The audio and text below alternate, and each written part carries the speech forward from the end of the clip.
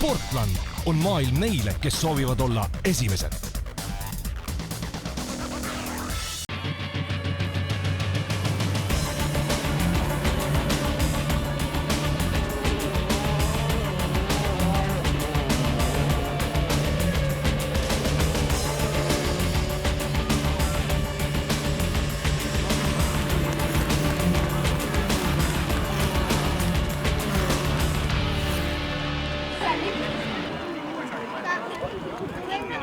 Tere tulemast mootorite maailma. Põltsamaa Kuningamäe kardirada oli koht, kus 4. juulil said teoks Eesti meistrivõistluste teise etapi võistlussõidud. On juba omamoodi traditsioon, et Eesti ühe kardilegendi Väino Allipere karikavõistlus osavõtjad ei hellita. Nii ka seekord. Eelsõitude ajal sai nii rajal kui selle kõrval nautida suurepärast suveilma ja pealtvaatajate hulgas kohtasime meie Saksamaal GT-autode sarjas edukalt sõitvat Tristan Viidast. Eks nagu kõigil hooaja algus oli väga teistsugune, kohati nagu oli harjumatu, et pead kodus olema ja midagi ei ole teha, aga kodus saime püsitud ja nüüd lõpuks eelmine nädalavahetus läks hooaeg lahti. Küll mitte siukses plaanis nagu algselt oli, et kuna plaan oli sõita koos 2 venelasest meeskonnakaaslasega, aga Venemaale praegu on paraku Euroopa Liidu piirid veel kinni, siis sõidangi siukeste autode ja meeskonnakaaslastega, kes mulle ette antakse. Aga sellegipoolest eelmine nädalavahetus Saksamaal oli sõit, enda klassi võitsin ära ja nüüd järgmine nädalavahetus juba uus sõit ees. No mis mulje siis Eesti kart sulle praegu jätab? Väga äge. Piinlik küll tunnistada, on olnud pikk paus sees, ei ole jõudnud raja äärde, aga alati on hea koju tagasi tulla ja näha tuttavaid nägusid. Ja ka ise aasta alguses käisin paar korda Aravetel KC2 harjutamas, et selles mõttes kart on ikkagi hea asi ja saab kätt soojas hoida. Finaali teel oli juba igas meeskonnas kõvasti sagimist, sest kardid oli vaja korralikult trimmi saada. Kõige suurema tiimiga oli otsustavateks lahinguteks valmis Aix Racing. Millega siis praegu tegemist on? No praegu on sõitude vahe, et siin valmistatakse karte ette, kellel oli probleeme, kellel läks katki, kes tegi avarii või siis lihtsalt rutiinkontroll, et siuke, igapäevane võidusõidutöö. Aivar, sul on väga suured kogemused ja tänavune hooaeg on eriline. Mis sa ütleksid selle hooaja alguse kohta?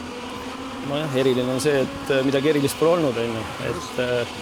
Et me oleme siin kodumullal hästi palju tööd teinud ja võistlelt nii palju kui siis täna on 3. võistlus vist Eestis ja trenni oleme palju teinud. Et mis on jälle teistpidi positiivne, et on nagu siin ütleme sellised sõitjad, kes veel väljamaal ei ole plaaninud sõita, on nüüd nagu saanud nende kogemustega sõitjatega koos trenni teha ja tegelikult on nagu positiivne olnud, et midagi hullu ei ole.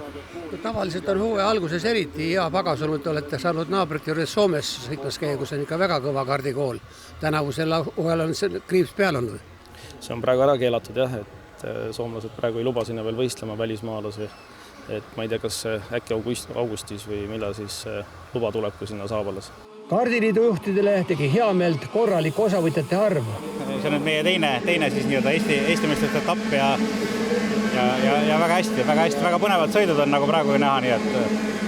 Kas on tunda ka, et poistel on selline sõidunälg, on nad natuke roostelenud vahepeal? Sõidunälg on küll tunda, aga rooste pole keegi läinud, sellepärast, et me oleme selline väga personaalne spordiala, kõigil on kiivrid peas, nii et me tegelikult saime oma treeningutega alustada ikka üsna tükk aega tagasi juba, nii et poisid on pigem treeninud rohkem kui varem. Kas sa võid klasside kohta ka midagi öelda, millises klassis praegu osavõtjate poole pärast kõige parem seis on? No tegelikult on kõigis klassides seis täitsa viisakas.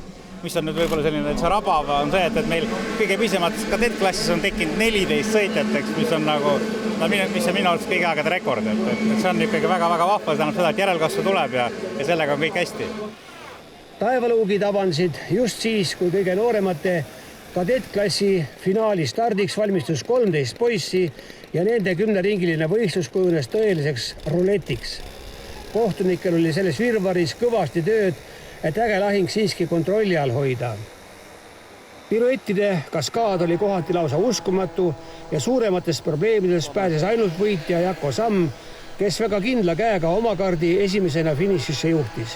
Kuidas see vihmaga sõit klappis sulle? Väga hästi, aga rada oli libe, ma kasutan ikka pidurit ja siis ma lähen mööda ja siis tulin kessaks. Tähendab, et sa ei võtnud liiga suuri riske, see oli väga tähtis. Ma ei võtnud nii suuri riske. Kus kõige raskem koht üldse oli rajale? siin, kus see S-täht on, seal libiseb. Suutsid ikka karti kinni hoida? Jaa. Koos võitjaga said 10 ringi kirja veel 3 poissi, Kristof Kasepõld, Lukas Teets ja Bennet Korjus. Mikroklassi finaali alustasid esireast Tanel Karu ja Johannes Kasemaa, kes aga oma head positsiooni ära kasutada ei suutnud. Võitlust oli rajal palju ja selgelt oli kõige kindlam, tegi ka kiirema ringi Theodor Toobal. 15 ringi järel oli tema edu, samuti väga vapralt sõitnud Meril Peldesees juba 6 sekundit. Tanel Karu suutis kõikidele apsudele vaatamata lõpuks 3. lõpetada. Võitja Theodor Toobal võttis asja väga rahulikult. Kas see vihmaga sõit on sulle olnud probleemiks ka? Mitte väga. Kui palju sa vihmaga üldse harjutanud oled? Ei, väga ei ole. Väga ei ole. No aga räägi stardist alades, kuidas sul läks? No start oli hea, mitte nagu hiidid, et kõik läksid kohe mööda. Need võtsid nendest eelsõitudest õppust ühesõnaga. Jah. Keda sa kõige rohkem silmas pidasid? Kas sa nägid ka üldse, kus kohal sa oled? Kas sa teadsid, kui pikk vahe on? Merilit veits nägin küll. Nii, aga ega ohtu vist ei olnud? Ei olnud. Klassis mini oli joonel 15 võistlejat. Eelsõitude võidud jagasid omavahel Richard Viigisalu ja mõneti üllatuslikult Andrei Tšiikin. Finaalis sõideti juba 9 ringi ja kohe stardist algas võitlus positsiooni pärast. Kahjuks jäi kohe algul raja kõrvale hea kiirusega Alex Uusneem. Kõige vähem muret oli stardivõitud Richard Viigisalul, kes samal ajal kui rivaalid veepilves võitlesid, sai oma edumaad aina suurendada. Aga tasapisi hakkas talle lähenema Andrei Tšiikin, kes tegi kiiremaid ringiaegu ja päris sõidu lõpus end ka Viigisalust mööda surus. Finišis olid poisid poole sekundi sees, võitjana Andrei Tšiikin, teine Richard Viigisalu, 3. Tõnis Toomingas. Oli veits raske saada mööda, aga tuli ära. Sul jätkus nagu kannatus selle Richil selja taga lihtsalt istuda, jah? Jaa, ootasin võimalust, kunas mööda sõita ja... Tundus, et sul rehv pidas paremini lõpus kui temal, jah? Jaa. Kõik oli hästi, ainult oleks võinud rehvid paremad olla. Et nagu näha, siis Andril olid natuke paremad rehvid kui minul. Siis sa pääsesid natuke liiga pikalt ette ja jäid natuke unistama sinna või? Ei, asi oli lihtsalt selles, mul rehvid väga ei pidanud ja vahepeal osades kohtades mootor poos kinni. Aga mida sa käega seal näitasid kõrvalt? Et lähme edasi, et ärme kohe hakka võitlema. No nii jäigi, aga lõpuks sul pole midagi teha, tal rehv lihtsalt pidas paremini, jah? Jaa. Mul paljudes kohtades, kus tema sõitis, mul oli palju libedam. OK juuniorklassis võitis mõlemad eelsõidud Joosep Blanken, aga siis oli rada kuiv ja sõideti 12 ringi. Finaal oli juba poole pikem ja veetolmus kihutamine pakkus palju ootamatusi. Vapralt võitlesid kõik 3 tüdrukut, Carmen Kraav, Henrietta Olak ja soomlanna Meri Levula, kes oli finišis vastavalt 5., 6. ja 7. Sõiduvalitseja oli paljude Euroopa radade kogemusega Ruben Volt, kes tegi ka kiirema ringi ja edestas 2. koha saanud Oskar Männemetsa ligi 4 sekundiga. Kiiruse poolest teine Joosep Blanken päästis endale lõpuks 3. koha. Võitja intervjuu oli lausvihmas ja nii pidime taanduma siseruumidesse. Teelsõidud olid kõik kuival rajal ja siis nüüd otsustav sõit lausvihmas võib nii öelda, mis sa ütled selle 2 erineva tingimuse kohta?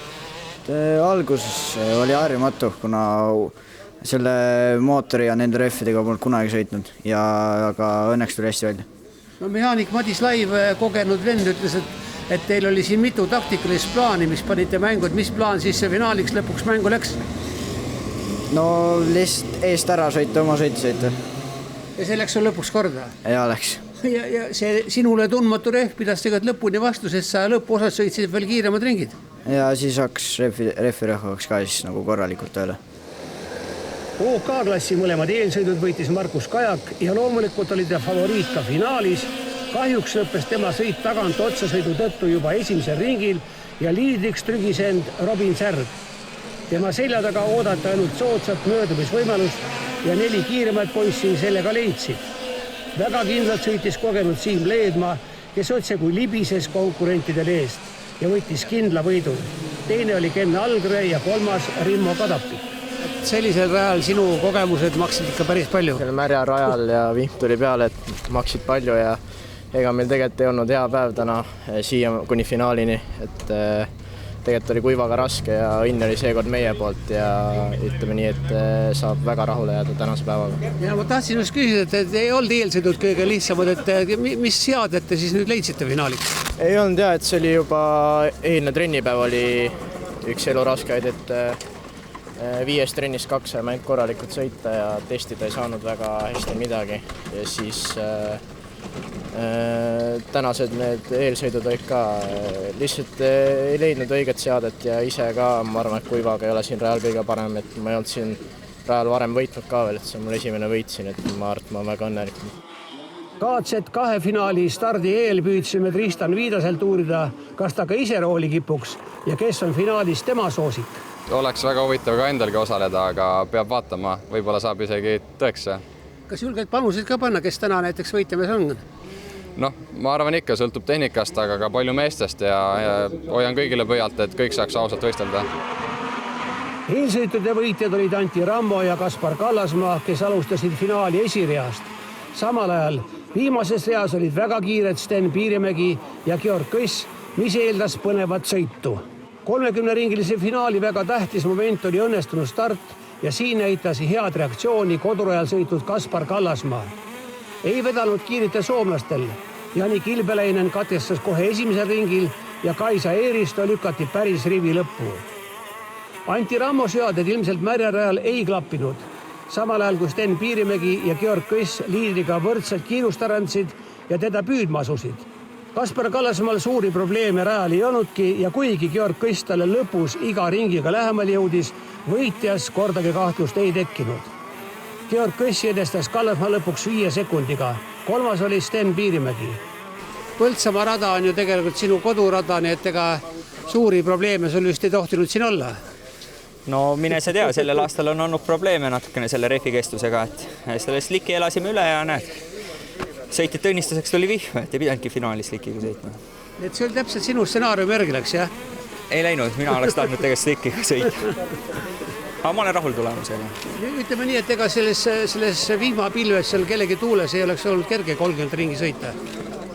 Lõpus on ikka ees sõita, kui klaasi peale vihma ei tule. Vett ei tule teistel. Kas näidati lõpupoole selle ka, et Georg jõudis aina lähemale? Ma ise nägin rajal. Ja, 10 või 20 kaupa kogu aeg tuli. Aga sa teadsid ju mitu ringi on lõpuni jäänud, et ega siit midagi välja ei pigista? Jaa, ma sõitsin mõistliku tempoga, et vaja oli ju esimene koht ära vormistada, et mul ei piisat edumaad.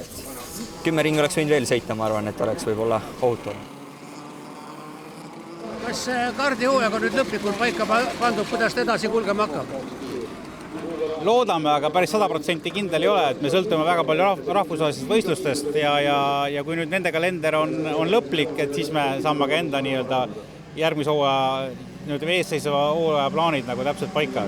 Et loodame, et me ei pea muutma, aga kindel veel ei ole. Eesti meistrivõistluste 3. etapp sõidetakse 25. juulil Aravete ringrajal.